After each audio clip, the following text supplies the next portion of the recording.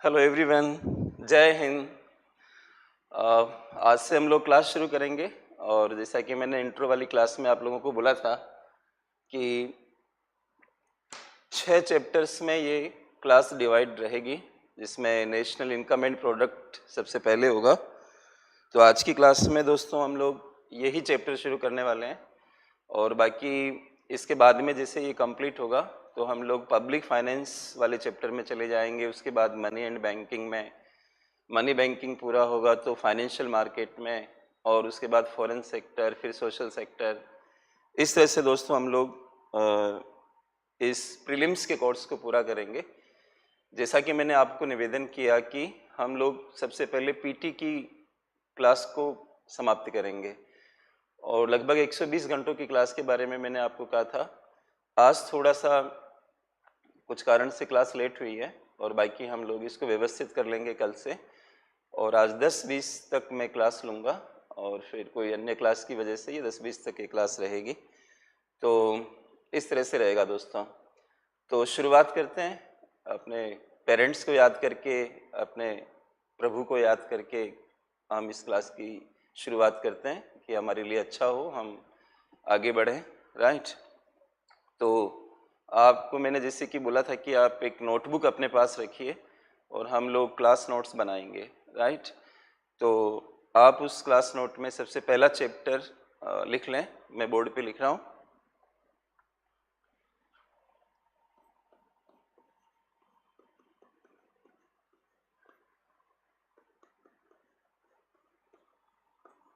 National income and product. और जैसा कि मुझे सूचना है कि ज़्यादातर बच्चे जो है वो हिंदी मीडियम के हैं, तो इसमें कंबाइंड बच्चे हैं, इंग्लिश के भी हैं, हिंदी के भी हैं। तो ज़्यादा जो प्रपोर्शन है हिंदी मीडियम के बच्चों का है। मैं एक पूरी कोशिश करूंगा कि दोनों तरह के बच्चों को इसका फ़ायदा मिले। राइट। हिंदी में लिखिए आप राष्ट्रीय आय और उत्पाद।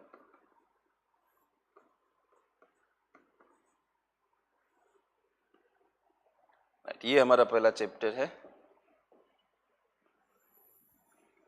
और हमें क्लास नोट्स पे फोकस करना है। राष्ट्रीय आय और उत्पाद। राइट। ये वाला जो चैप्टर है आप सब लोग जानते हो कि इसमें जीएनपी, जीडीपी, एनएनपी इस तरह के कॉन्सेप्ट्स रहते हैं और ये एक प्रारंभिक स्तर पे मैं आपसे बात कर रहा हूँ। बाकी कई सारी चीज़ें, जैसे कि मैंने बोला कि इसमें हम किन्स के अर्थशास्त्र को पढ़ेंगे और भी कई सारी चीज़ें सीखेंगे। मॉनेटरी पॉलिसी, फिस्कल पॉलिसी, आप आजकल अखबारों में देख रहे होंगे कि ये सारे शब्द चल रहे हैं। जैसे कि पोस्ट कोरोना वाली फेज़ में हम रिकवरी की बात कर रहे हैं, रिसेशन से निकलने की बात कर रहे हैं। कुछ कंट्रीज फिर से रिसेशन में आ गए हैं। तो ये रिसेशन क्या है, कॉन्ट्रैक्शन क्या है, स्लो डाउन क्या है, इनको हम कैसे ठीक करें, क्या तरीके हो सकते हैं, ये सारी चीज़ें भी इस चैप्टर के अंदर हम देखेंगे। लेकिन मूल रूप से इसमें जो बातें होती है कि एक देश जो होता है वो अपने इनकम को कैसे बढ़ा सकता है, अपनी प्रोडक्शन को कैसे बढ़ा सकता है। तो ये मुख्य विषय वस्तु इस चैप्टर की होती है। आप थोड़ा सा ध्यान देंगे, मैं जो शुरुआत करता हूँ आमतौर पे हर शब्द के ऊपर मेरा फोकस रहता है।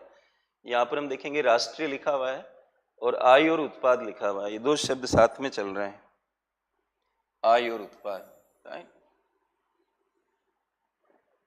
उत्पाद, उत्पाद क्या चीज होती है? आप कोई वस्तु को पैदा करते हो, जैसे कि माना कि ये मार्कर है, ये एक वस्तु है, बोर्ड एक वस्तु है, कपड़े वस्तु है। तो ये जो गुड्स होते हैं, वस्तुएं होती है, वो भी उत्पाद कहलाते हैं। और सेवाएं भी,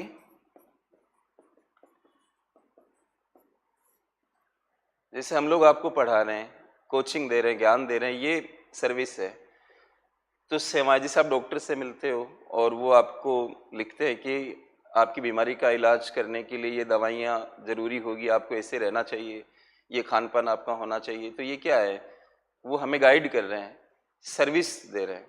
आप नाई की दुकान पे जाते हो, बाल कटवाते हो, क्या है? सर्विस है।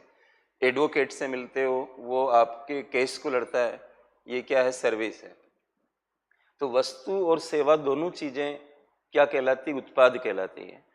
और अगर आप वस्तु और सेवा का उत्पादन करते हो तो आपको इनकम मिलती है। इनकम प्राप्त करने के लिए आपको वस्तु और सेवा का उत्पादन करना होगा, राइट? जैसे हम लोग मॉर्निंग में आपसे मुलाकात कर रहे हैं, मैं आपको पढ़ा रहा हूँ, और खान ग्लोबल स्टडीज आपको तैयार कर रही है और उत्पादन कर रही है। किस चीज़ का उत्पादन कर रही है? सेवा का उत्पादन कर रही है। तो अगर मुझे इनकम प्राप्त करनी है तो मुझे कुछ न कुछ चीज़ को पैदा करना होगा, या तो वस्तु में पैदा करूं या सर्विस में पैदा करूं। इसलिए दोस्तों इस तरह का हेडिंग बना हुआ है, आय और उत्पाद। मतलब मूल में उत्पाद है और उसके ऊपर आय है। और जब आप इस पूरे सिस्टम को, सभी लोगों की आय को या उत्पाद को राष्ट्रीय स्तर पे पढ़ रहे होते हो तो उसके आगे आप राष्ट्रीय शब्द लगा देते हो। तो इसमें कोई बहुत सोचने और विचार करने की आवश्यकता नहीं है। किसान उत्पादन करेगा, हम कहते हैं कि जैसे कि हमारा गोल था कि हम 2022 तक किसानों की आय को दोगुना कर देंगे। तो किसानों की आय दोगुना कैसे होगी? ये सही बात है कि हम उनको ज़्यादा कीमत देकर भी उनकी आय को बढ़ा सकते हैं, लेकिन हम कीमत किस चीज़ की देंगे, कहाँ पर देंगे? अगर किसान कोई उत्पादन नहीं करेगा, उनकी प्रोडक्टिविटी नहीं बढ़ेगी, ज़्यादा प्रोडक्शन उनके खेतों में नहीं होगा, तो हम स्थायी रूप से उनको ज़्यादा इनकम नहीं दे पाएंगे। इसलिए इनकम का जो मूल आधार होता है वो उत्पादन होता है। तो एक देश होता है, उसकी सीमाएं होती है, उसके पास संसाधन होते हैं, जैसे कि भूमि होती है, मशीनें होती है, लेबर होता है, इस तरह से कई सारे संसाधन होते हैं, पानी होता है। ये सब चीज़ों का इस्तेमाल करके हम चाहते हैं कि हमारे देश के अंदर उत्पादन का स्तर अच्छा हो, और उत्पादन का स्तर अच्छा होगा तो लोगों की इनकम का स्तर अच्छा होगा। ऐसा करके इस चैप्टर के अंदर हम इन चीज़ों पर बातचीत करते हैं। तो ये चैप्टर का एक मतलब क्या है वो मैंने आपको एक्सप्लेन किया, राइट? कि why we use income word before the product, right? And I told you that without production of goods and services we are not able to get income, right? So this is the heading of our chapter, national income and product. तो इसमें हम जाने से पहले कुछ basics मैं आपको करवा देता हूँ। जैसे कि हम सोचते हैं, कई बार बच्चे पूछते हैं कि सर इकोनॉमी क्या होती है। जैसे कोई बच्चा आपसे पूछे समाज क्या होता है, कोई बच्चा पूछे आपको पॉलिटी क्या होती है। उसी तरीके से कई बच्चों के मन में रहता है कि इकोनॉमी क्या चीज़ है। तो हमारा जो पहला इसके अंदर जिस पर मैं बातचीत करना चाह रहा हूँ ताकि आपको एक बेसिक्स मिल जाए, तो यहाँ पर आप पहली चीज़ लिखें अपने नोट्स में, अर्थव्यवस्था क्या है।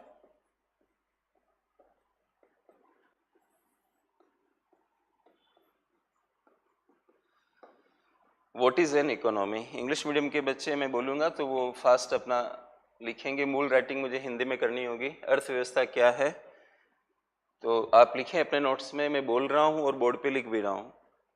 तो लिखिए आप, अर्थव्यवस्था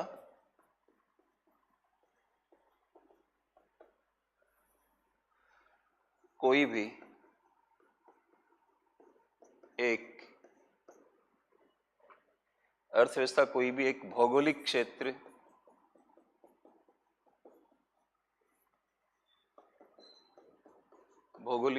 होती है जिसमें अर्थव्यवस्था कोई भी एक भौगोलिक क्षेत्र होती है जिसमें उपलब्ध आर्थिक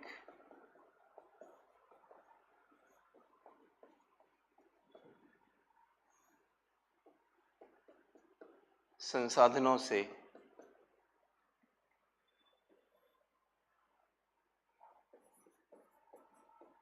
वस्तुओं और सेवाओं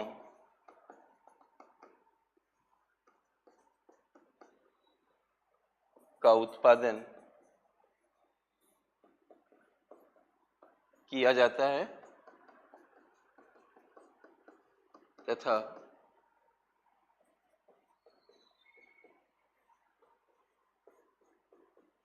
उनका वितरण लोगों में किया जाता है।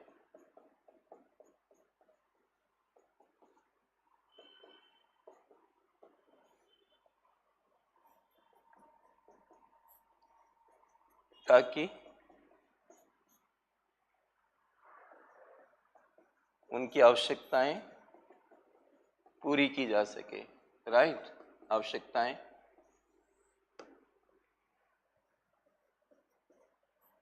पूरी की जा सके।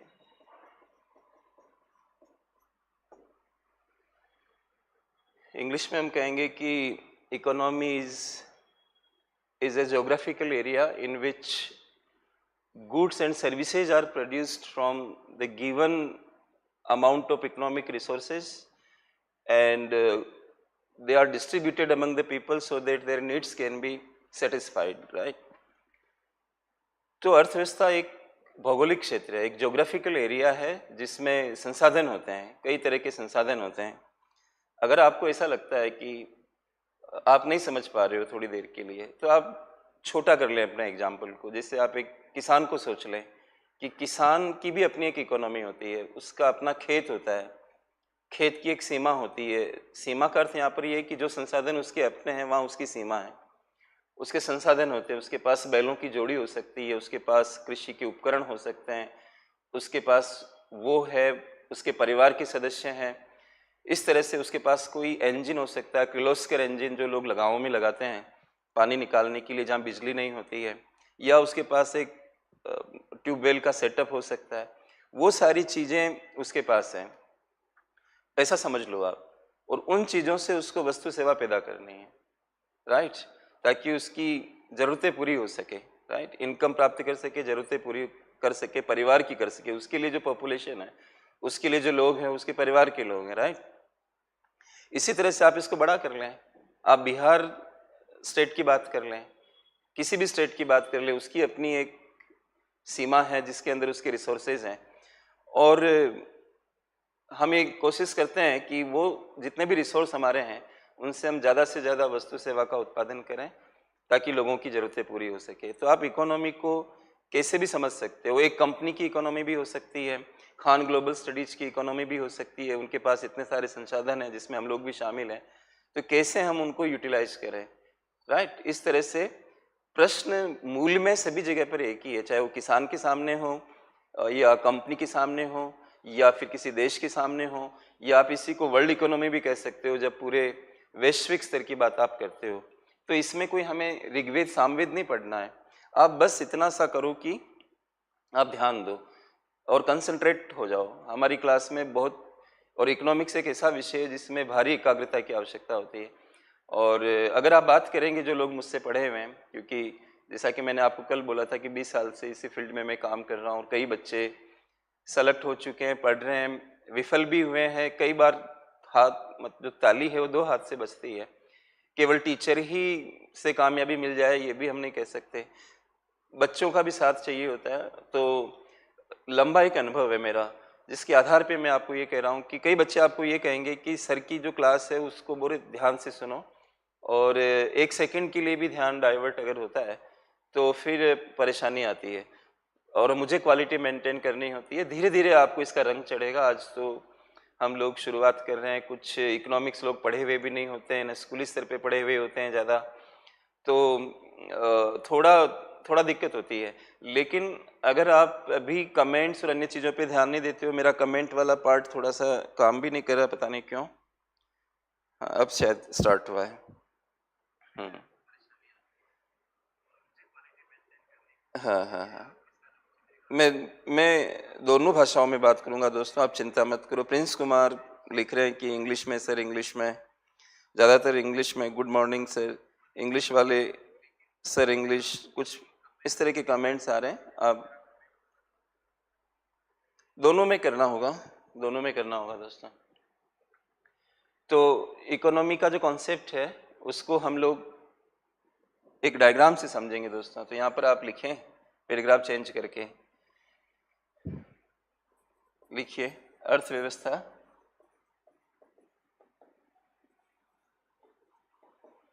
की अवधारणा को,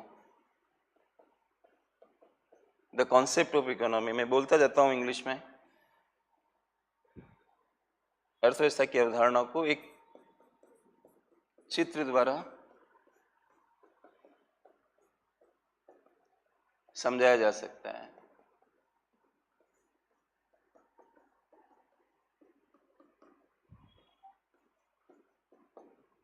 So the concept of economy, please English medium students should listen me carefully and listen my request, right? The concept of, you are good student and try to understand friends, the concept of economy can be understood through the following diagram. Please write like this.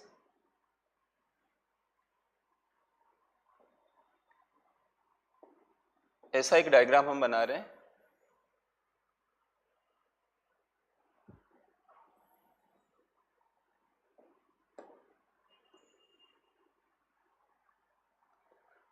Economy की एक boundary जैसा बन गया है ये, right? A geographical area, as I made you right, right? Economy is a geographical area. ये geographical area जैसा हमने बनाया, और इसमें रिसोर्सेज होते हैं. मैं इंग्लिश में ही लिख रहा हूँ, रिसोर्सेज. और हिंदी मीडियम के बच्चे भी समझेंगे, इसको संसाधन हम बोलते हैं, रिसोर्सेज. रिसोर्सेज से हम पैदा करते हैं गुड्स एंड सर्विसेज.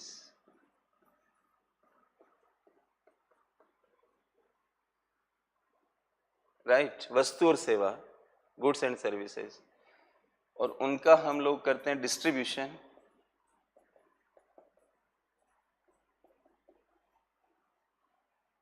जिसको आप हिंदी में कहेंगे वितरण, राइट? और ये डिस्ट्रीब्यूशन होता है लोगों को, पीपल.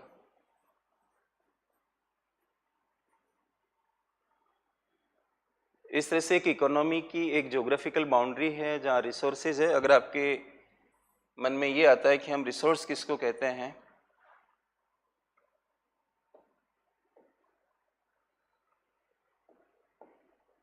तो हम यहाँ पे रिसोर्स के कुछ नाम लिख सकते हैं.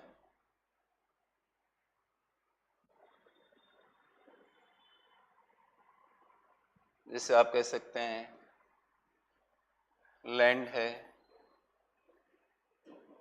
आप ये कह सकते हैं मशीन्स हैं, भूमि है, मशीनें हैं, मैन पावर है,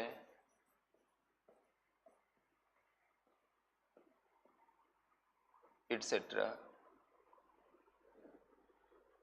अभी संक्षेप में लिखा है मैंने, लैंड, मशीन, मैन पावर इत्यादि जो रिसोर्सेज हैं, उनसे हम लोग क्या प्रोड्यूस करते हैं, गुड्स एंड सर्विसेज. और उसका डिस्ट्रीब्यूशन हम लोगों को कर देते हैं. तो लोगों को क्या मिल जाता है, इसकी वजह से वेलफेयर मिल जाता है, राइट? उनकी ज़रूरतें पूरी हो जाती है तो उनको वेलफेयर मिल जाता है. यही इकोनॉमिक का एक आइडिया है कि हम इकोनॉमी किसको बोलेंगे. तो एक भौगोलिक क्षेत्र है जिसमें संसाधन होते हैं इस तरह के, उनसे हम गुड्स एंड सर्विसेज पैदा करते हैं, फिर उनकी वितरण कर देते हैं लोगों के अंदर. और जब आपको ज़रूरत पूरी हो जाती है तो आपको आनंद मिलता है, आपको यूटिलिटी मिलती है, सेटिस्फेक्शन मिलता है. तो इसी को हम क्या कहेंगे कि हमें लोगों का वेलफेयर प्राप्त हुआ है. इस तरह से आप इकोनॉमी की परिभाषा को समझ सकते हो. तो ये पहला पार्ट हुआ आज की हमारी क्लास में. और हमारा जो चैप्टर चल रहा है वो नेशनल इनकम एंड प्रोडक्ट का चैप्टर है, उसमें मैं कुछ चीज़ें आपको करा रहा हूँ. इसके बाद I will come to the concepts of GDP, GNP, etc. But before I take up these concepts, let me explain you some definitions about economy, microeconomics, macroeconomics, and so on. Now second, आप notes के अंदर second जो बात है हमारी वो आप लिखें, types of economics, major types of economics. Like हम बोलते हैं ना कई बार माइक्रो इकोनॉमिक्स और मैक्रो इकोनॉमिक्स, इस तरह से.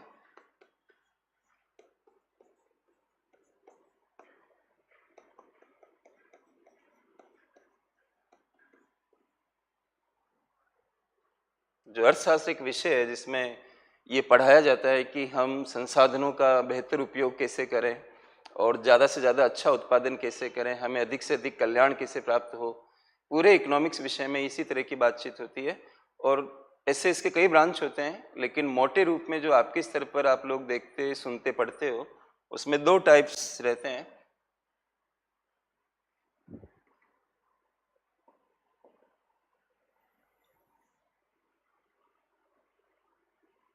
आप क्लास पे ध्यान दें पूरी तरह से. एक आपने नाम सुना होगा माइक्रो इकोनॉमिक्स और मैक्रो इकोनॉमिक्स. इसको हिंदी में व्यष्टि बोलते हैं. व्यष्टि अर्थशास्त्र और ये समष्टि अर्थशास्त्र है।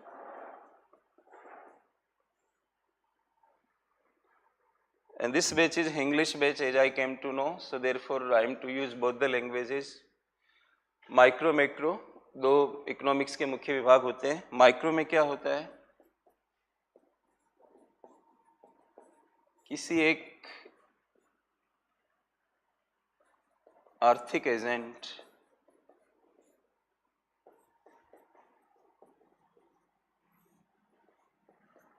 का अध्ययन किया जाता है।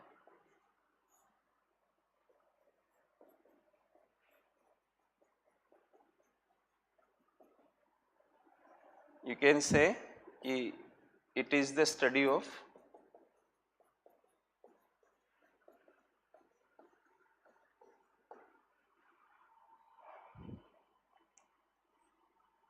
one individual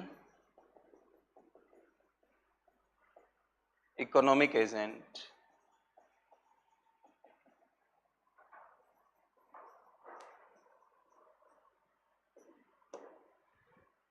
किसी एक को पढ़ते हैं हम लोग, जैसे कि फॉर एग्जाम्पल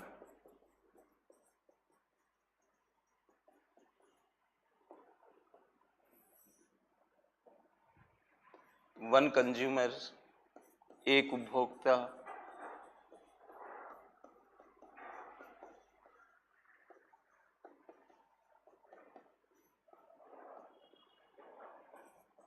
वन प्रोड्यूसर, एक उत्पादक,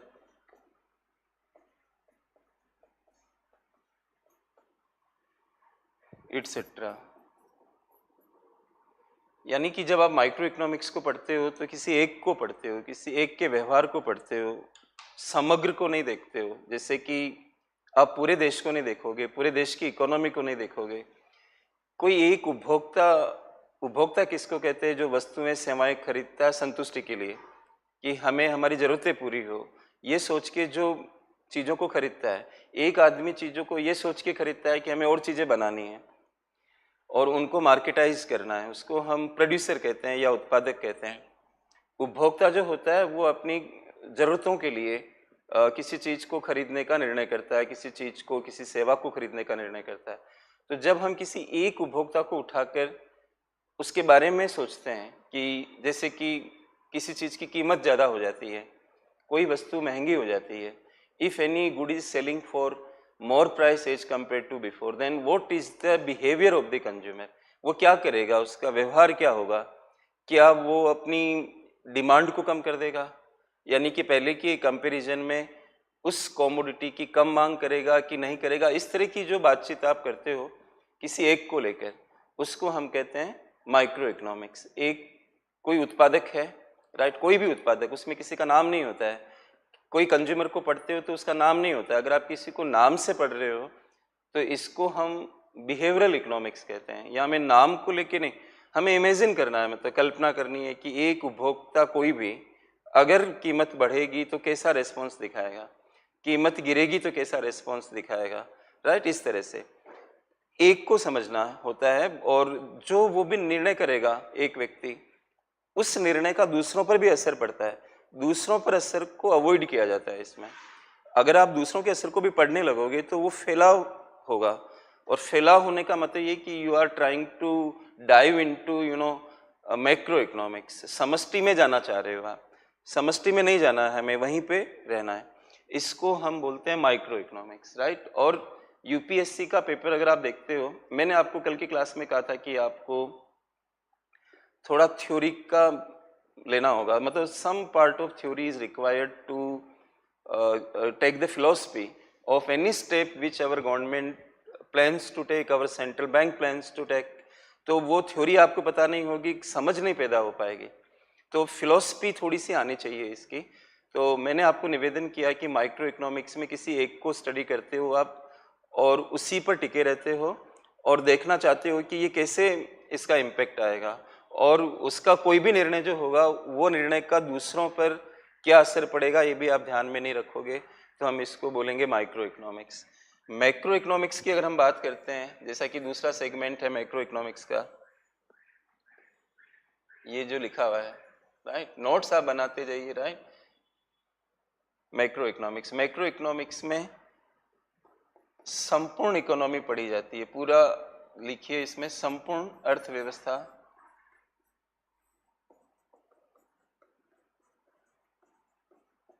जैसे कि पूरा भारत है तो पूरे भारत को आप देखेंगे, संपूर्ण अर्थव्यवस्था का समग्र अध्ययन होता है इसमें, समग्र अध्ययन, the aggregate study of the whole economy, right. English में मैं लिख देता हूं, the aggregate study of the whole economy. इसमें पार्ट्स में नहीं पढ़ते हैं, इसको पूरा ही पढ़ते हैं एक साथ, और इसलिए इसके जो टॉपिक्स होते हैं इसके अंदर आप पढ़ते हो, जैसे कि जीडीपी जो पूरे देश के उत्पादन को दिखाता है। अभी आज की क्लास में मैं ये टॉपिक को उठाऊंगा। तो जीडीपी एक कंपनी का, एक कोई भी व्यापारी है उसकी प्रोडक्शन को नहीं दिखाता है, जीडीपी पूरे देश की प्रोडक्शन को दिखाता है। ये मैक्रो इकोनॉमिक्स हो गया, जब आप पूरी इकोनॉमी को एक साथ पढ़ते हो, टुकड़ों में नहीं देखते हो, अलग अलग संस्थाओं के रूप में नहीं देखते हो। तो यहाँ पर विषय कैसे आ जाते हैं, जीडीपी, एम्प्लॉयमेंट यानी कि रोजगार एक मुद्दा बन जाता है,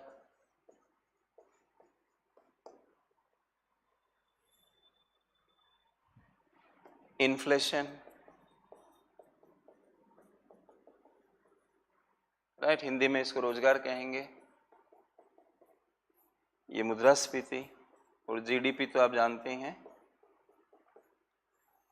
इट्सेट्रा। ये टॉपिक इंडिविजुअल की स्टडी नहीं होती, इस तरह के टॉपिक्स की स्टडी मैक्रो इकोनॉमिक्स में होती है। तो क्या हम ऐसा समझ के चलें कि दोनों विषय बिल्कुल अलग है, माइक्रो और मैक्रो में बहुत नॉर्थ और साउथ पोल सपाट टाइप का डिफरेंस है? ऐसा नहीं है दोस्तों। माइक्रो मैंने भी पढ़ाई की है, इकोनॉमिक्स में ही मेरा एकेडमिक्स रहा है। शुरुआत में बच्चों को जब वो स्कूली स्तर पे होते हैं या कॉलेज में आ जाते हैं, उनको माइक्रो पढ़ाया जाता है। सबसे पहले माइक्रो की समझ पैदा की जाती है।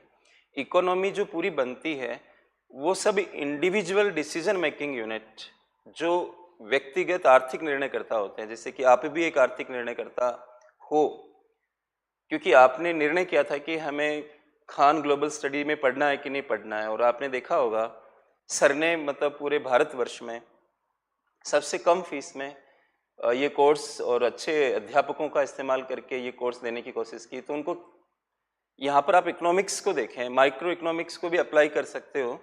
तो हर एक व्यक्ति, हर एक बच्चे ने व्यक्तिगत स्तर पे डिसीजन लिया कि हाँ फीस कम है, मैं इसको अफोर्ड कर सकता हूँ, और उसने ये निर्णय किया कि मुझे पढ़ना चाहिए, राइट। तो इस तरह से व्यक्तिगत व्यवहार को आप समझ सकते हो, और ये व्यक्तिगत व्यवहार पूरी इकोनॉमी को भी इम्पैक्ट करता है। लेकिन इकोनॉमी तक जानने से पहले आपको ये सोचना पड़ेगा कि व्यक्तिगत स्तर पे क्या है। जैसे मैं आपको एक एग्जांपल दूं कि आप राइस कुक कर रहे हो, किसी पॉट में एक राइस कुक कर रहे हो, किसी भगोनी वगैरह बर्तन में चावल पका रहे हो। कुछ देर होने के बाद आप उसको चेक करते हो कि they have been completely cooked और नॉट, राइट, मतलब कि पूरे पके हैं कि नहीं है, कुक हुए कि नहीं है। तो आप क्या करते हो, मतलब कुछ सैंपल निकालते हो, उसका कुछ मात्रा में निकाल के उसे देखते हो हाथ से कि ये पके हैं कि नहीं पके हैं। और अगर वो आपको लगता है कि सही है तो आप क्या अनुमान लगाते हो, क्या इन्फेरेंस करते हो, क्या एस्टिमेशन करते हो कि हाँ अब ये सारे पक गए होंगे, इनको हम नीचे उतार लें। इसका मतलब माइक्रो से मैक्रो की तरफ जाने में हमें मदद मिलती है।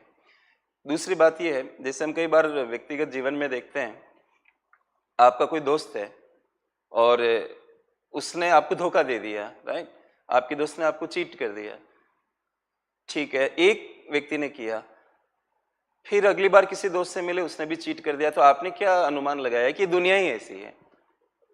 क्या हम दुनिया को समझने के लिए दुनिया के एक एक नोक और कॉर्नर में जाते हैं, या हम छोटे से समाज में ही ये समझ जाते हैं कि दुनिया किस तरह की है?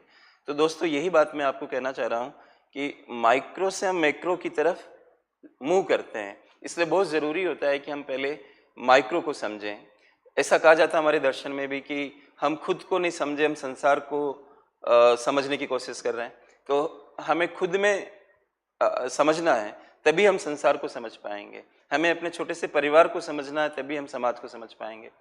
तो माइक्रो और मैक्रो में आप ये कहो कि एक जमीन और एक आसमान है, this is not the difference between the two. In fact, microeconomics prepares you for the larger understanding and study of macroeconomics. So goes the point out, friends. This is only a kind of segmentation for the facilitation of the people who are studying economics, right? जो लोग economics को study कर रहे हैं उनको facilitate कर रहा है और ब्रांचिंग हो रही है। जैसे हम हमारी पूरी ह्यूमन बॉडी को देखते हैं तो हम नर्वस सिस्टम अलग पढ़ते हैं, रेस्पिरेटरी, एक्सक्रेटरी और इस तरह के जो डिविजन्स होते हैं, लेकिन क्या हमारा शरीर वाकई में अलग अलग टुकड़ों में है? ऐसा नहीं है। Same thing is happening here friends. तो दोस्तों ये तीन बातें मुझे आपको थोड़ी सी बतानी थी। तो आप ये अनुमान लगाइए, मैं आपको पूछ रहा हूँ कि जो इंडियन इकोनॉमी है, जो अब हम मतलब थोड़ा ये बेसिक बना के आगे बढ़ेंगे, तो ये माइक्रो इकोनॉमिक्स है या मैक्रो इकोनॉमिक्स है? प्लीज रिप्लाई मी एनीबडी, मैं आपकी क्वेरी आंसर को देख रहा हूँ।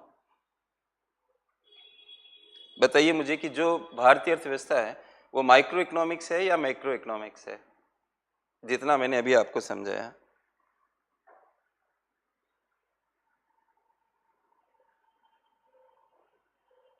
Very nice, all people mostly सारे लिख रहे हैं macro macro macro macro, Rahul वगैरह ये सब मैक्रो इकोनॉमिक्स लिख रहे हैं।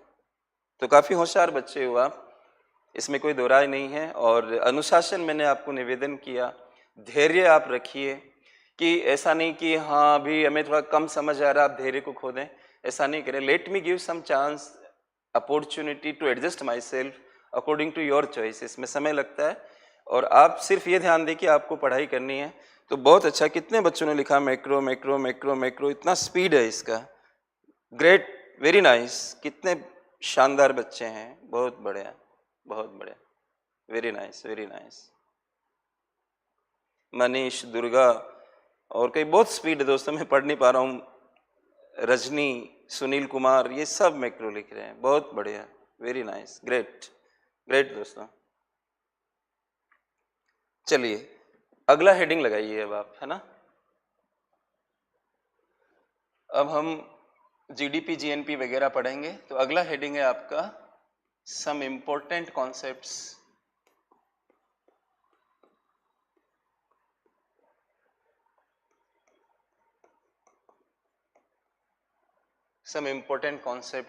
of national income and product.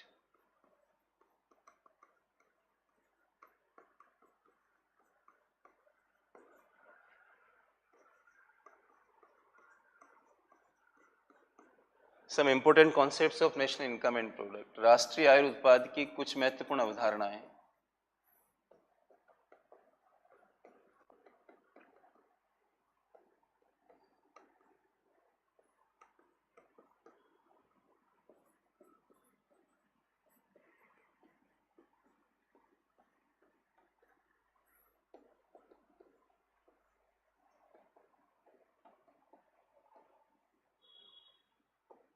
ये हेडिंग आप लगाइए।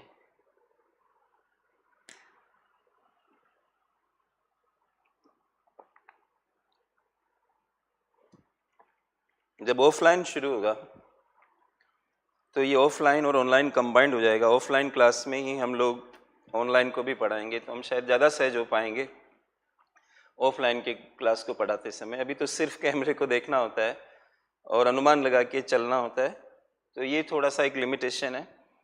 इसमें हम पहला कॉन्सेप्ट जो उठा रहे हैं, आपने लिख लिया होगा, अपने नोटबुक को चलाते रहें साथ में। मैंने जैसा कि आपको कहा कि इन्वॉल्वमेंट लाना होगा, और कल की क्लास में मैंने आपको बोला कि आप जितना इन्वॉल्व होंगे अपने मकसद के प्रति, उतना उससे अटैचमेंट होगा, और जितना अटैचमेंट होगा उतनी ही आपकी लालसा बढ़ेगी कि मुझे इसमें कामयाबी प्राप्त करनी है। जैसा कि मैंने कहा कि एक माँ जब अपने बच्चे को गर्भ में रखती है, फिर उसको बड़ा करती है, तो वो कितनी आक्रामक उसके प्रति हो जाती है अपने बच्चों के प्रति, चाहे वो एनिमल हो या मानव हो, सब में इस प्रकार की प्रवृत्ति देखने को मिलती है। तो गोल के साथ अटैचमेंट पैदा करिए। हर चीज को नोट्स, पीडीएफ और इस फॉर्मेट में लेना पसंद मत करिए। मैं बहुत कम आपको पीडीएफ देने वाला हूँ, राइट, और मैं क्लास में डिक्टेशन कराऊंगा। तो पहला कॉन्सेप्ट हम उठा रहे हैं जीडीपी, फुल फॉर्म करें gross domestic product, gross domestic product, और हिंदी में इसको कहेंगे सकल राष्ट्रीय उत्पाद,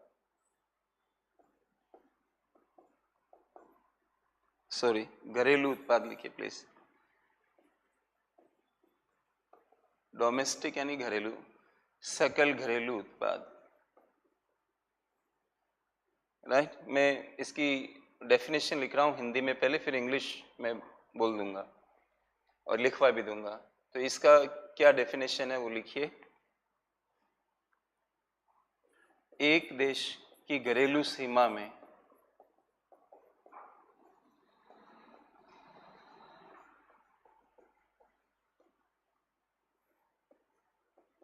इसको अंडरलाइन करिए, घरेलू सीमा को। एक देश की घरेलू सीमा में एक वर्ष में उत्पादित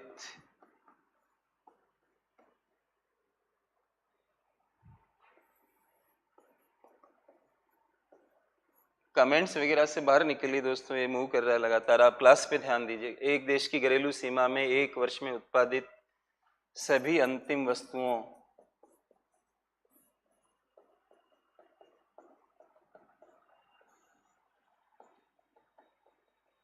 और सेवाओं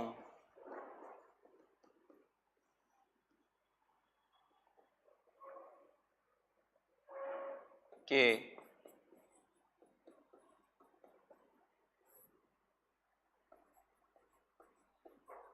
बाजार मूल्य के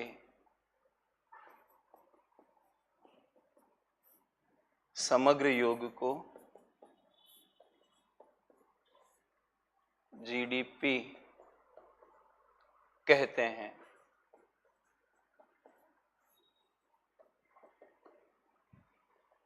साथ साथ में चलिए, एक देश की घरेलू सीमा में एक वर्ष में उत्पादित सभी अंतिम वस्तुओं और सेवाओं के बाजार मूल्य के समग्र योग को जीडीपी कहते हैं। इसको हम पोस्टमार्टम करेंगे, एक एक बात को समझेंगे। पहले मैं इंग्लिश में लिख लेता हूं। GDP is the total market value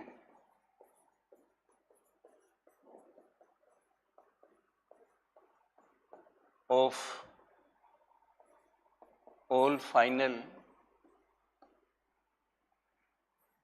goods and services produced within the domestic boundary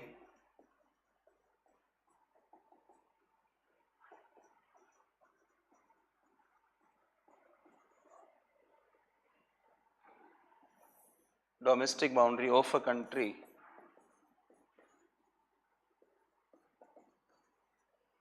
during a year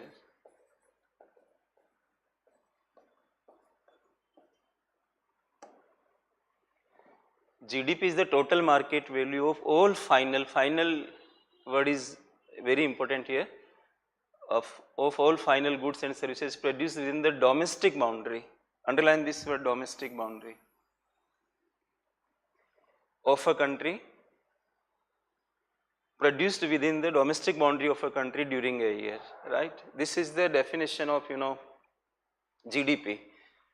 तो क्या इसके इम्पोर्टेंट पॉइंट्स हम निकाल सकते हैं? ये जो डेफिनेशन हम लोगों ने देखी है, लिखी है, इससे हम इम्पोर्टेंट पॉइंट्स क्या निकाल सकते हैं? इससे आपकी समझ बढ़ेगी। तो आप अपने नोट्स में नीचे लिखिए, देखिए जीडीपी की, ये तो इंग्लिश में था, हिंदी वाले जीडीपी की उपर्युक्त परिभाषा, और ये ध्यान रखिए कि इसको बहुत अच्छे से आपको समझना है। और मुझे एज ए टीचर पता है, as a student you can not decide कि किस पर कितना फोकस करना है, क्या करना है, ये आप हमें फ्रीडम देंगे। तो मेरे हिसाब से चलिए आप, क्योंकि कोच मैं हूँ आपका, कहाँ मुझे कितना जोर देना है, this is my freedom, right. तो आप बस इस पे ध्यान दो कि आपको पढ़ाई करनी है। जीडीपी की उपर्युक्त परिभाषा को ध्यान में रखते हुए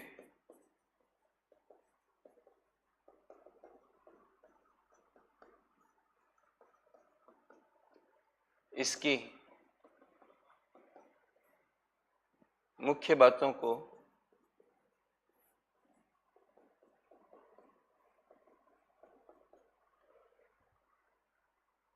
निम्न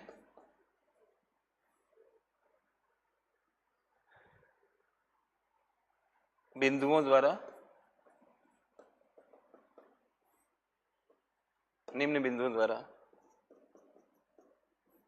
प्रकट किया जा सकता है। लैंग्वेज भी तो डेवलप करनी, प्रकट किया जा सकता है। कितना बढ़िया समय, सुबह सुबह इकोनॉमिक्स पढ़ो आप, you will make your day, right. तो हम इसकी इम्पोर्टेंट बातें, जो डेफिनेशन आपके नोट्स में भी दिख रही है आपको, उसको पढ़कर, इंग्लिश मीडियम वाले बच्चे इतना तो रूपांतरण कर ही लेंगे। मैं लिख देता हूं फिर भी, अगर आप कहीं गुस्सा हो।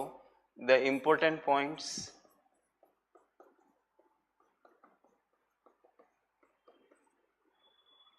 ऑफ जीडीपी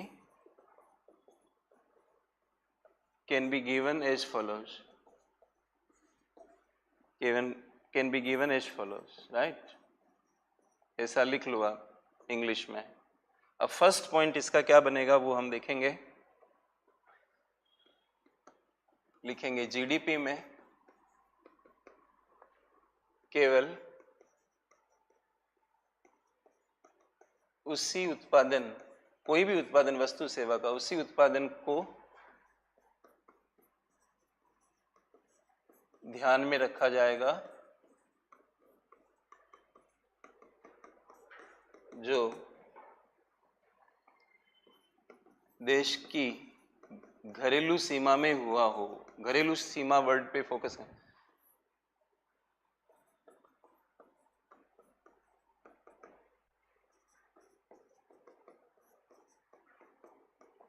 राइट, मैं इंग्लिश में लिख रहा हूं, only that production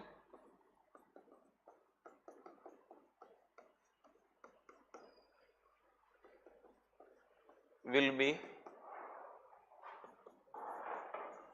included in GDP, only that production will be included in GDP which is taking place within the domestic boundary of a country.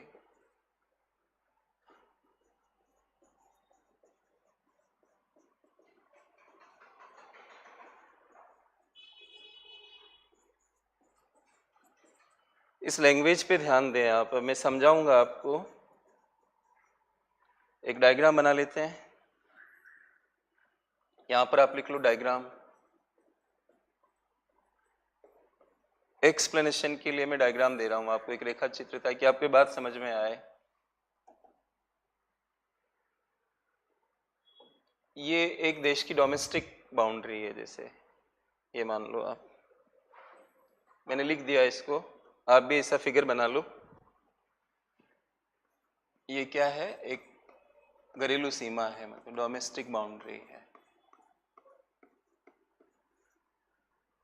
इस डोमेस्टिक बाउंड्री के अंदर जो भी प्रोडक्शन हो रहा है, हालांकि कई सारी बातें हैं डोमेस्टिक बाउंड्री को समझने के लिए भी, कि डोमेस्टिक बाउंड्री क्या होती है, ऐसा भी कई बार लोग बेवजह के सवाल खड़े करते हैं। कई सारी वो किताबें पढ़ते रहते हैं। आप तैयारी वैसे करो जो यूपीएससी क्या सवाल करती है। क्या यूपीएससी ये सवाल करेगी आपसे कि डोमेस्टिक बाउंड्री का मतलब क्या है, राइट? ऐसे सवाल नहीं करती है यूपीएससी। तो आप अपनी ऊर्जा वहां मत खपाओ, मैं बता रहा हूँ आपको, वो आप वर्बली सुन लो उसे कि है क्या।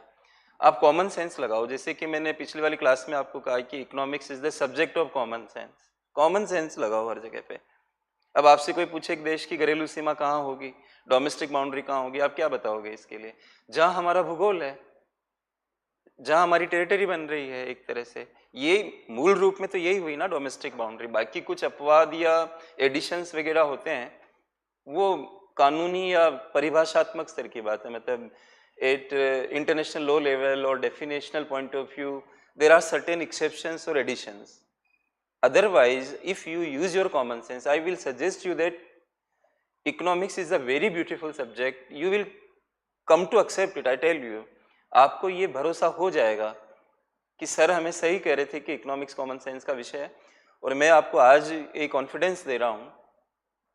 बस आप देखो, जब आप किसी को अपना मानते हो, गुरु मानते हो, कुछ मानते हो, तो समर्पण होना चाहिए ज्ञान में, संशय नहीं होता है, डाउट नहीं होता है।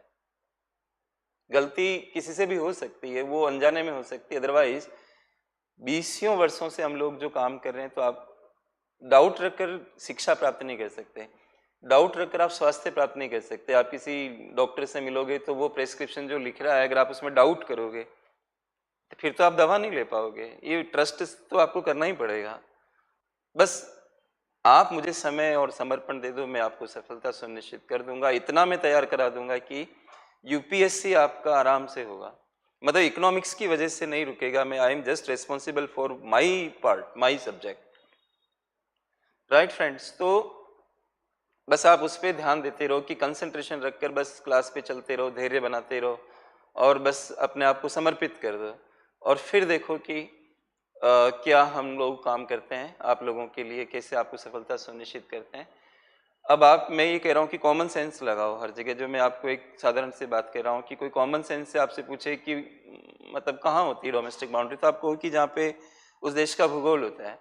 बिहार की, जैसे हम जीडीपी पढ़ रहे हैं ना दोस्तों, ऐसे ही कॉन्सेप्ट होता है जीएसडीपी। जैसे अभी हम जीडीपी पढ़ रहे हैं क्योंकि हमारा पर्पज इंडियन इकोनॉमी है, हम बिहार उत्तर प्रदेश वगैरह की इकोनॉमी नहीं पढ़ रहे हैं, लेकिन एक कॉन्सेप्ट होता है जीएसडीपी, ग्रॉस स्टेट, एस का मतलब स्टेट डोमेस्टिक प्रोडक्ट। एक होता है डीडीपी, डिस्ट्रिक्ट डोमेस्टिक प्रोडक्ट, और हम अभी क्या पढ़ रहे हैं, जीडीपी। आप खुद ही समझ लो कि क्या हम किसी एक डिस्ट्रिक्ट को समझेंगे उसकी प्रोडक्शन को, तो दूसरे की बाउंड्री में थोड़ी चले जाएंगे। तो वहाँ भूगोल है ना कि एक जिला कितना बड़ा है, उसकी बाउंड्री कहाँ पर है, एक स्टेट कितना बड़ा है, उसकी बाउंड्री कहाँ पर है। तो जीडीपी के लिए अलग कॉन्सेप्ट थोड़ी आएगा।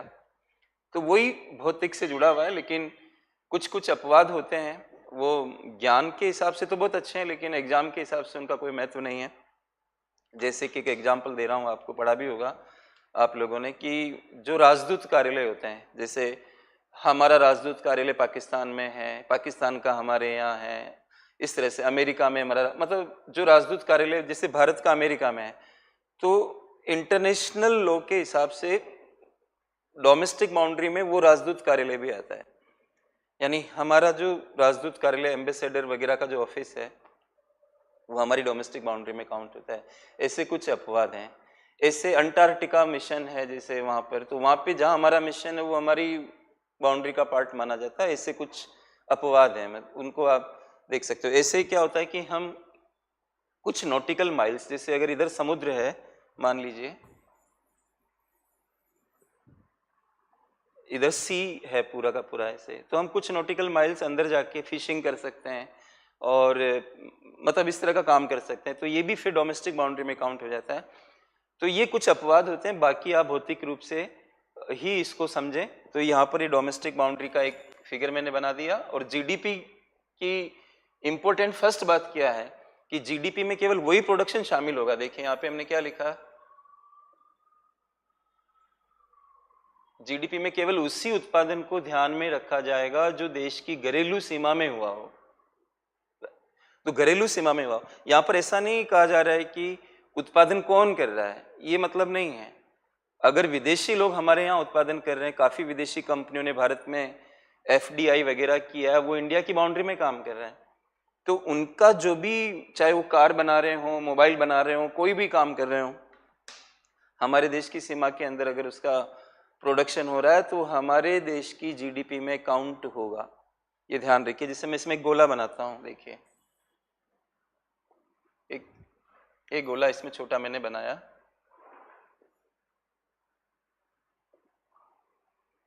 राइट। ये गोला मैंने ये सोच के बना रहा हूँ कि विदेशी लोगों की प्रोडक्शन है, ये अलग अलग जगह पे होगी, मैंने एक जगह कर दिया इसको दिखाने के लिए, राइट। और इसके अंदर मैं बी लिख देता हूँ।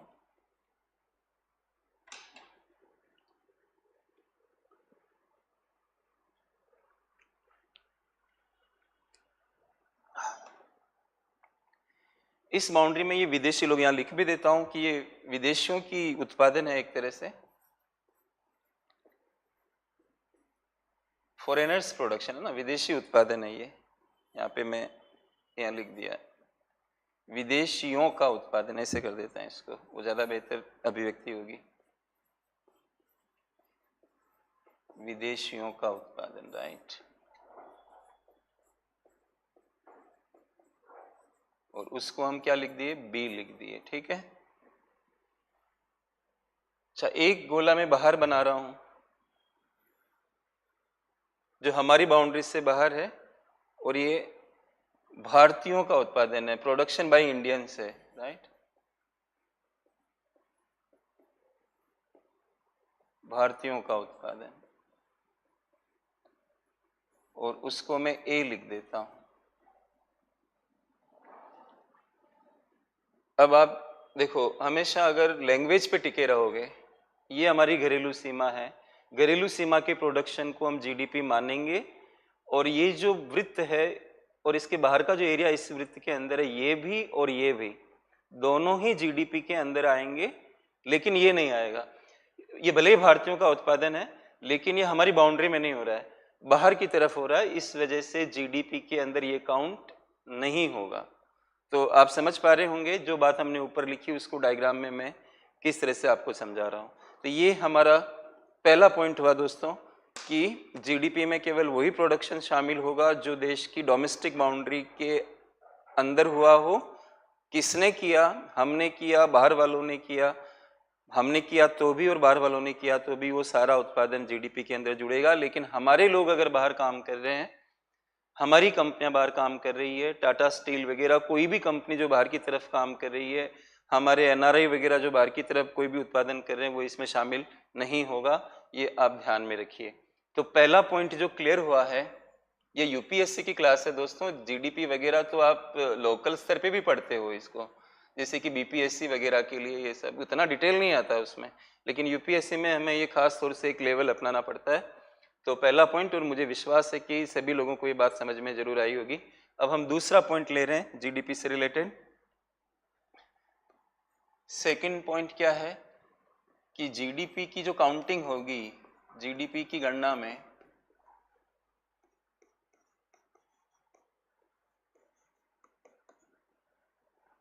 केवल अंतिम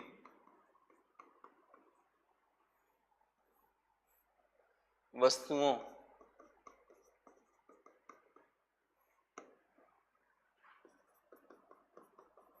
और सेवाओं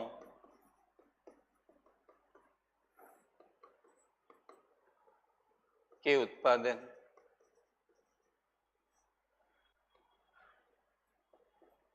को ध्यान में रखा जाता है।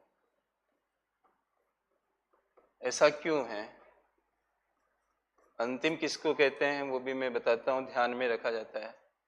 यहाँ पे लिखिए कारण क्या है इसका, ताकि दोहरी गणना से बचा जा सके। दोहरी गणना का मतलब होता है double counting.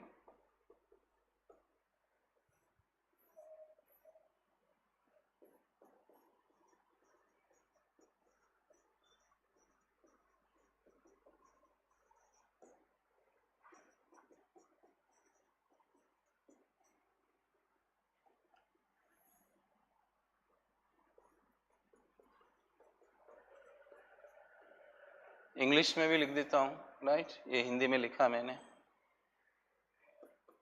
In the calculation of GDP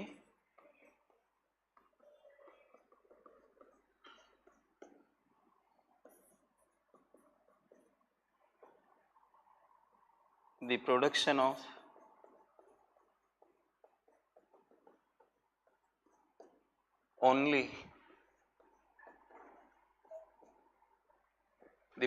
of only final goods and services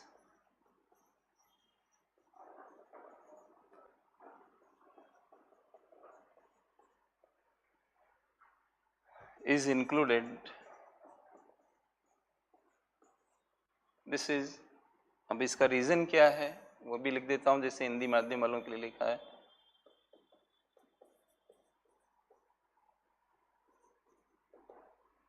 reason क्या? To avoid double counting.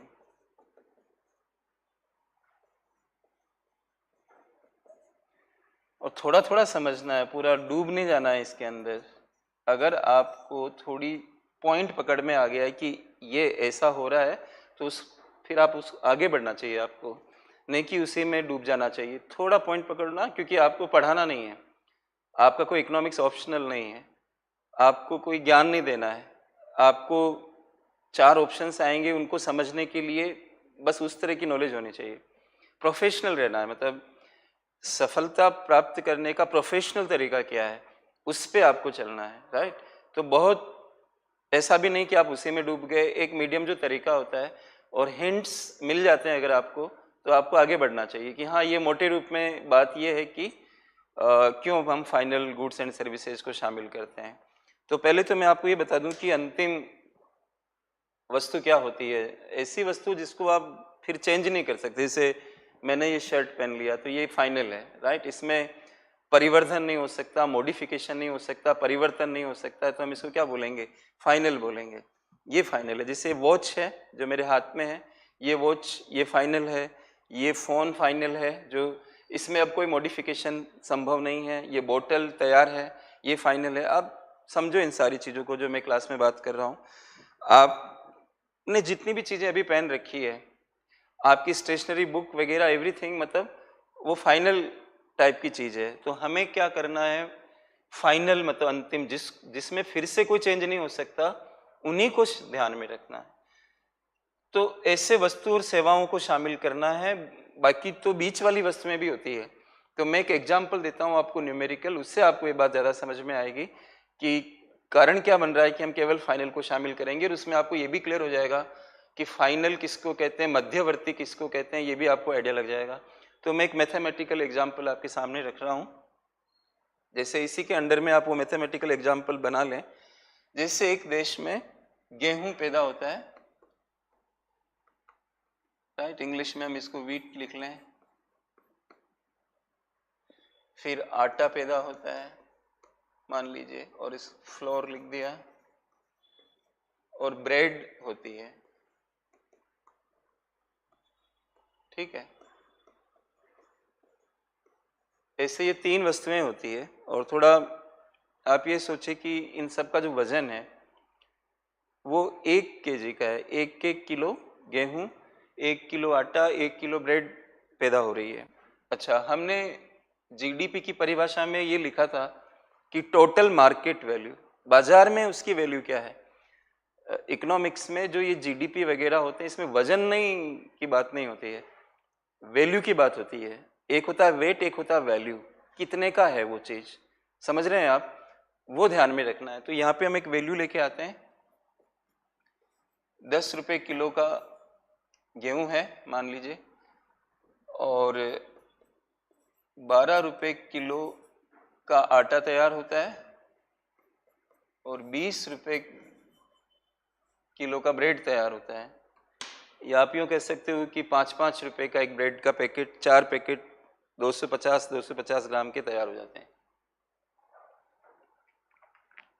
5-5 रुपये उनका रेट होता है, 20 रुपये, इसलिए मैंने 1 किलो यहाँ पर 20 रुपये लिख दिया है इसका, ठीक है।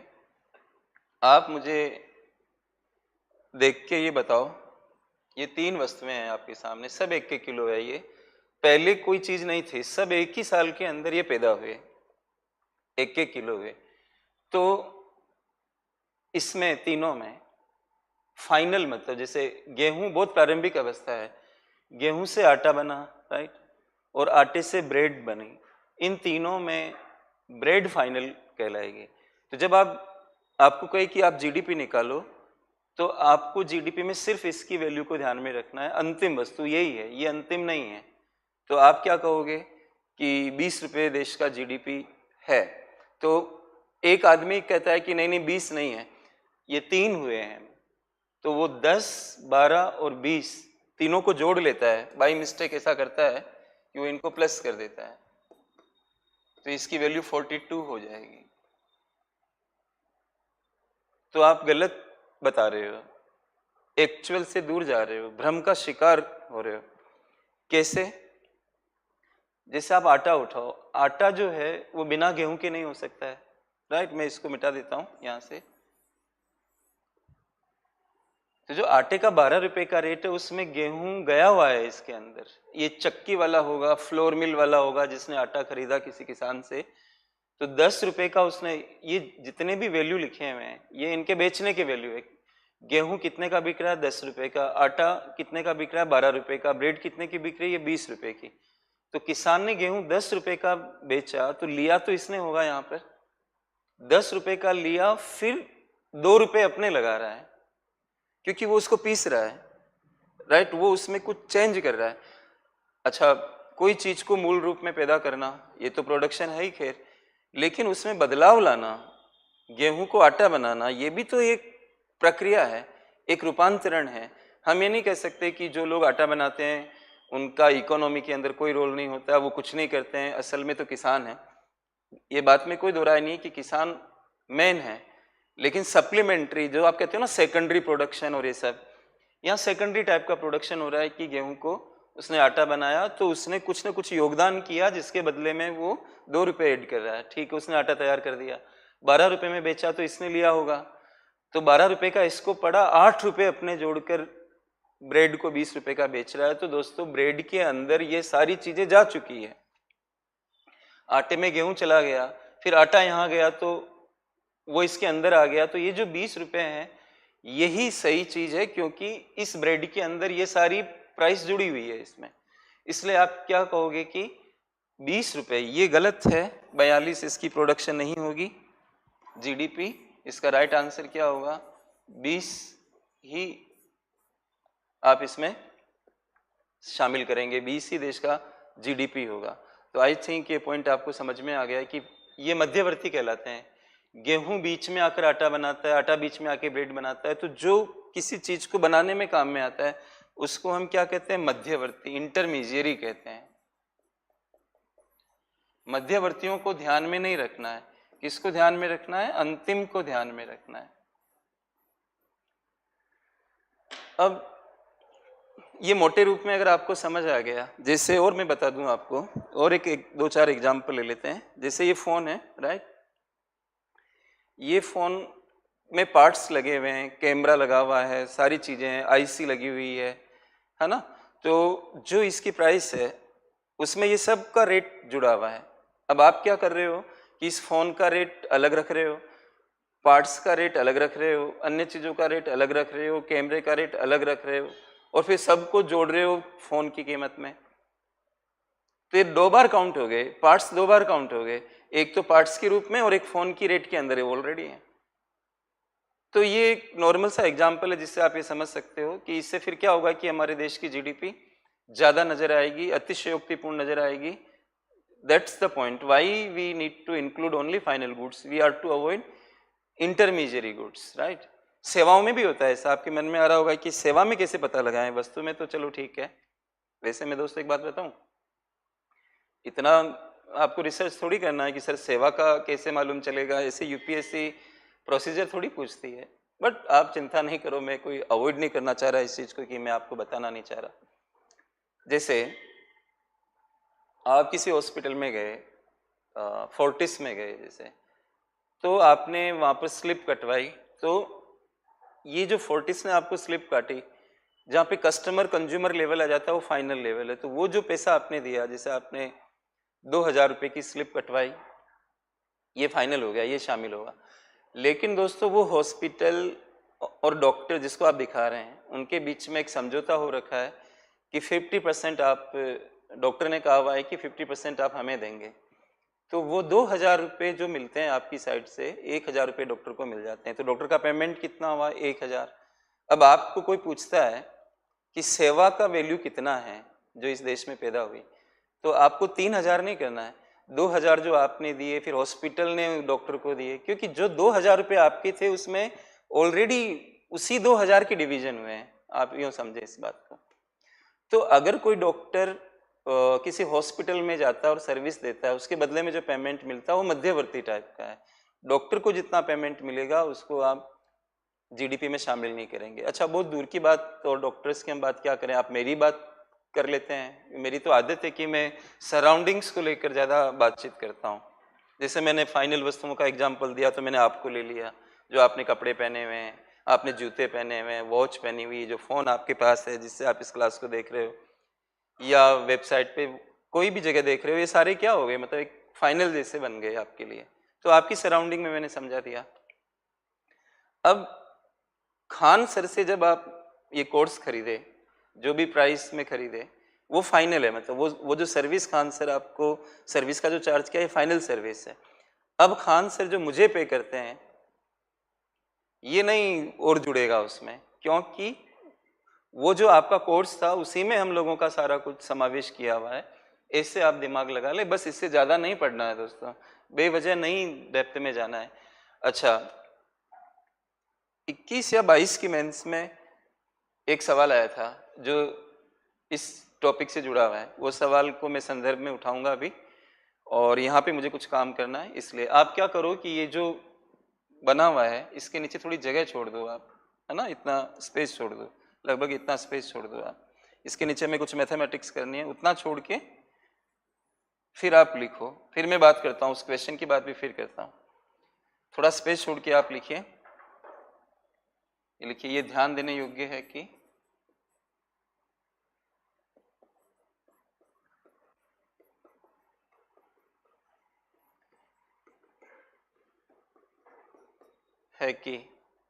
यदि अंतिम वस्तुओं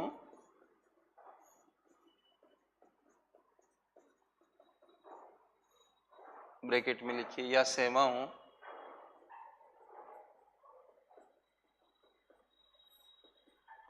के बजाय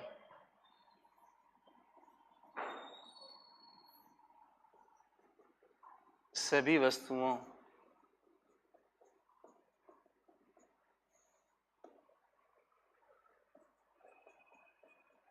और सेवाओं को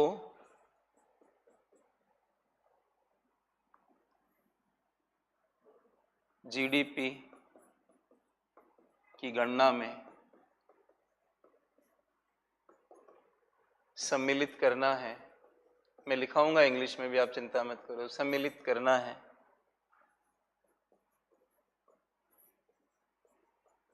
तो इसका एक विकल्प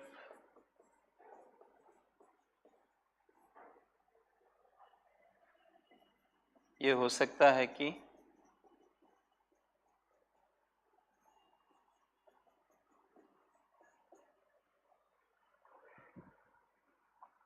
अलग अलग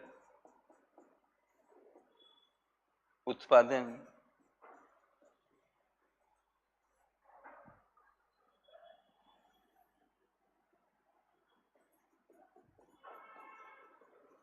की अवस्थाओं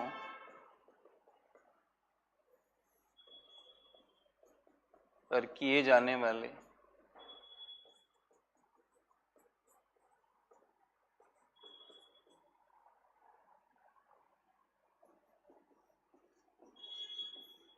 मूल्य संवर्धन। अच्छा, हिंदी वाले बच्चे भी इंग्लिश ध्यान रखना है, ऐसा नहीं हो कि आप इंग्लिश को बिल्कुल छोड़ के चल रहे हो। वैल्यू एडिशन में इंग्लिश में लिख रहा हूं यहाँ पे, ये जाने वाले मूल्य संवर्धन को आपस में जोड़ लिया जाए।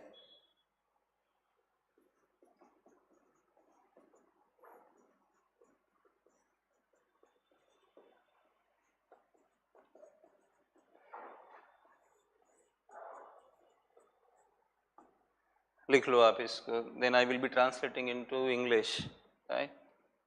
देखो, यदि अंतिम वस्तुओं या सेवाओं के बजाय सबको ध्यान में रखना हो, सभी वस्तुओं सेवाओं को जीडीपी की गणना में सम्मिलित करना है, तो इसका एक विकल्प ये हो सकता है कि अलग अलग उत्पादन की अवस्थाओं पर किए जाने वाले मूल्य संवर्धन को आपस में जोड़ लिया जाए।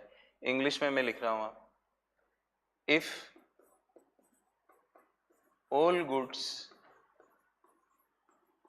And services are to be included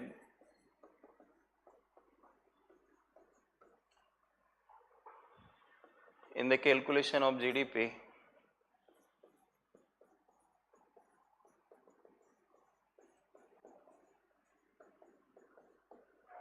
then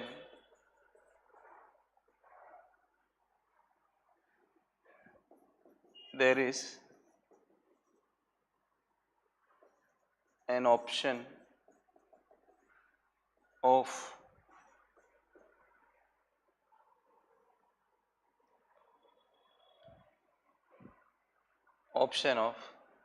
getting total of all value additions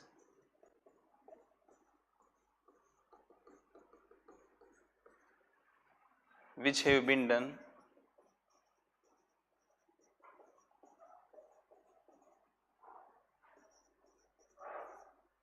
at various stages of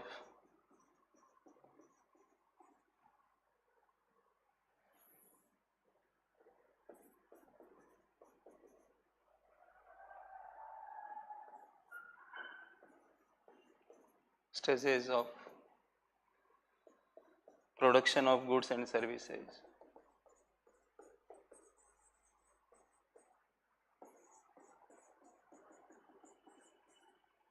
ये इंग्लिश रूपांतरण और मैं इसको एक एग्जाम्पल से आपको समझाता हूँ। मैंने आपको जगह छोड़ने के लिए कहा था, वहीं पर आप काम करना।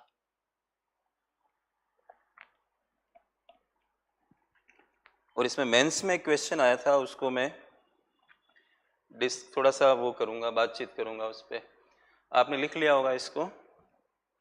हमने जो ये एग्जाम्पल यूज किया, आप इसके नीचे लिख लो।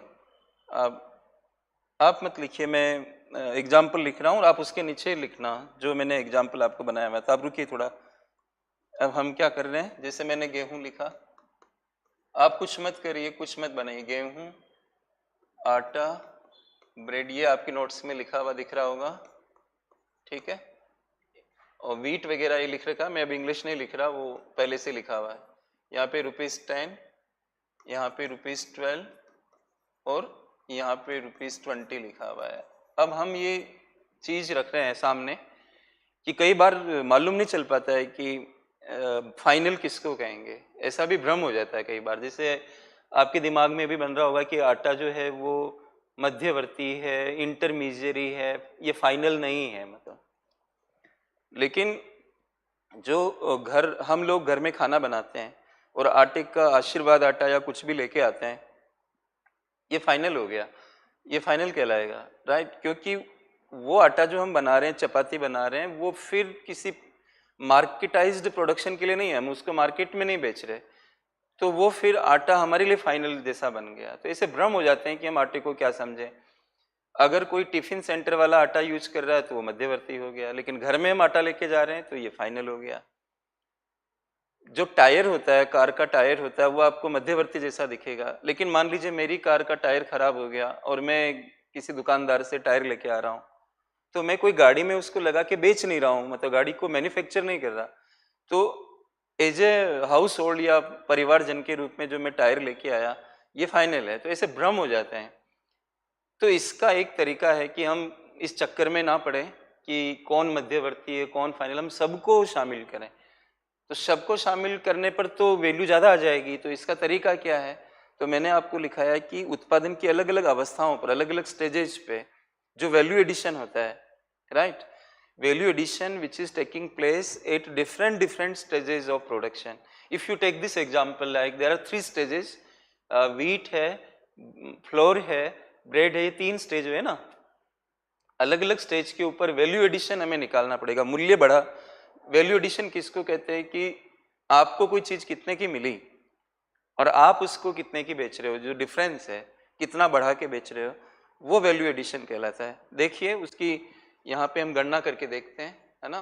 तो आपको जो मैंने जगह छुड़वा रखी है, वहां पे आप क्या करो, नीचे इधर लिखो मूल्य संवर्धन, ऐसे लिखो। आप इंग्लिश वाले वैल्यू एडिशन लिखेंगे, मैं नीचे लिख देता हूँ मूल्य संवर्धन, या इंग्लिश में कहेंगे वैल्यू एडिशन। अलग अलग स्टेज पे जो आपका स्पेस छोड़ा हुआ है मैंने वहाँ पर लेफ्ट साइड में ये लिख दो आप, मूल्य संवर्धन। ठीक है, मैं ऐसा करके आपको पढ़ा रहा हूँ जैसे आप मेरे सामने बैठे हुए हो, जैसे कि ऑफलाइन बैच जैसा चल रहा है, मैं उसी तरह से आपको डील कर रहा हूँ। और दोस्तों मेरी आदत थोड़ा, अभी तो मैंने स्पीड ज़्यादा कर रखी है क्योंकि बाकी मैं स्लो पढ़ाता हूँ, आराम से पढ़ाता हूँ, तो देखेंगे धीरे धीरे। अभी तो आप चलिए, क्योंकि ऑनलाइन में वीडियो में ज़्यादा स्लो दिखता है। फिर हम वैल्यू एडिशन निकालेंगे अलग अलग स्टेज पे, तो पहले उसको पकड़ेंगे, ब्रेड को लेते हैं।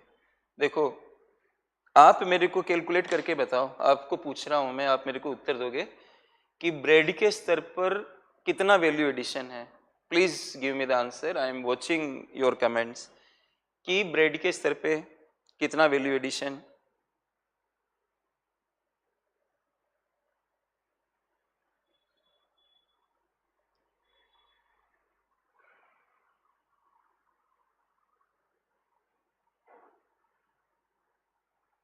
कोई 10 लिख रहा है, कोई 8 लिख रहा है, कोई 42, कैसे होगा? कोई 20 लिख दे रहा है। ज्यादातर बच्चे 8 लिख रहे हैं। पढ़ाई कर रहे हो ना ठीक से? कि कमेंट्स में सारा ध्यान है आप लोगों का, है ना? हमें तो यही लग रहा है।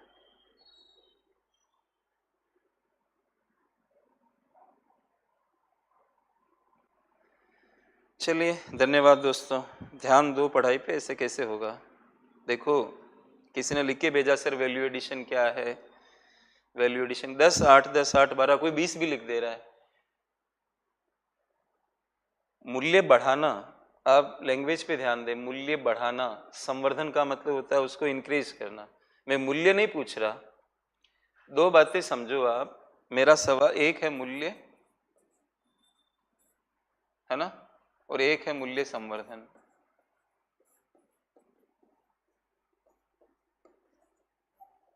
समझो आप, बातों पे ध्यान दो।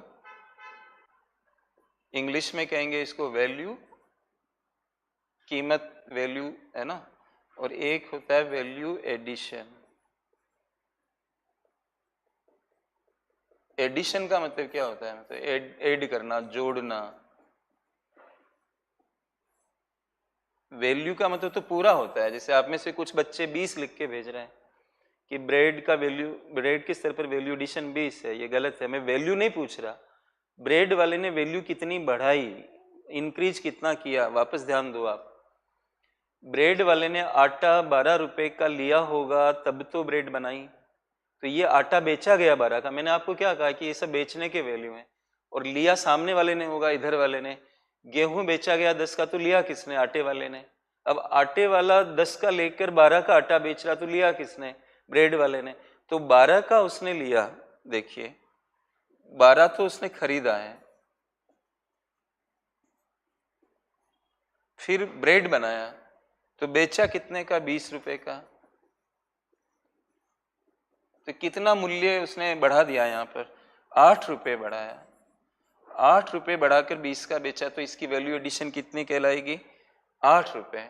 ज्यादातर बच्चे वैसे 8 ही लिखकर भेज रहे थे, लेकिन कई बच्चे 10 लिख रहे हैं, क्या लिख रहे हैं, पता नहीं कैसे पढ़ाई कर रहे हैं। अच्छे से पढ़ो, मुझे अनुशासन बहुत पसंद है। अपना दिमाग लगा के रखो पढ़ाई के अंदर। मैं डांटने वाला टीचर हूँ। ये ₹8 लिख दिया मैंने वैल्यू एडिशन, है ना। हमें किसी से कुछ लेना नहीं है दोस्तों, लेने के लिए नहीं। अब इनकी वैल्यू एडिशन 8 आ गई। अच्छे से विचार कर लेना, वीडियो वापस देख लेना, है ना। और बुरा मत मानना, मैं कहूँगा, कहना पड़ता है ताकि आप डिसिप्लिन में रहो। आटा है 12 रुपए का, आटे वाले ने बेचा, लेकिन गेहूं लिया होगा इसने 10 रुपए का। 10 का लेके 12, तो इसकी वैल्यू एडिशन कितनी आई? 2 रुपए की, राइट। अगर मैं ये नहीं पढ़ाऊंगा और नॉर्मली पढ़ा के चला जाऊंगा तो आपका सिलेक्शन नहीं होगा, ये बता देता हूं मैं आपको। फायदा नहीं मिलेगा आपको, काम करना पड़ता है। और हमें ये रहता है, कितने सारे बच्चे, 2 लाख बच्चे इस क्लास को देख रहे होंगे। सब सबको पसंद नहीं आते हैं, सब सबके अनुसार नहीं चल सकते हैं। हम एक एक की फीडबैक को देख के नहीं चल सकते हैं।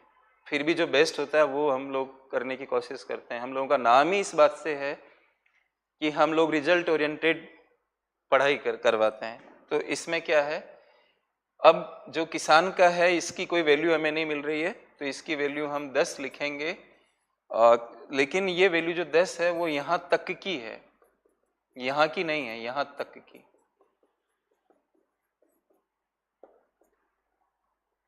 बस क्योंकि हमें इसका नहीं मिल रहा, पीछे से कितना इसने खरीदा ये नहीं मिला, लेकिन 2 हमें मिल गए। और ये 10 आया तो ये जुड़ते जुड़ते ही 10 आया होगा, जैसे 12 आया तो जुड़ते जुड़ते ही 12 आया होगा। 20, इसलिए यहां तक 10 आ चुका होगा पीछे से, तो 10 ये है यहां तक की वैल्यू एडिशन, प्लस 2 प्लस 8, आपको क्या मिल जाएगा? 20। तो अंतिम वस्तु को ध्यान में रखने पर भी 20 और अलग अलग अवस्थाओं पर वैल्यू एडिशन करते हो तो भी 20। इस बात को मैं फिर से करूंगा डिटेल में, क्योंकि अभी क्लास का टाइम खत्म हो चुका है, अगली क्लास का शायद नियोजन है। तो बहुत बहुत धन्यवाद दोस्तों, थोड़ा ऐसे ही अपना मन बना के रखिए और मेहनत करिए थोड़ा, है ना, और ध्यान रखिए क्लास के अंदर। शुक्रिया बहुत बहुत, फिर कल मिलते हैं। Thank you very much. इसी चीज को मैं आगे बातचीत करूंगा आपसे कल की क्लास में, है ना। Okay, see you next day. Thank you.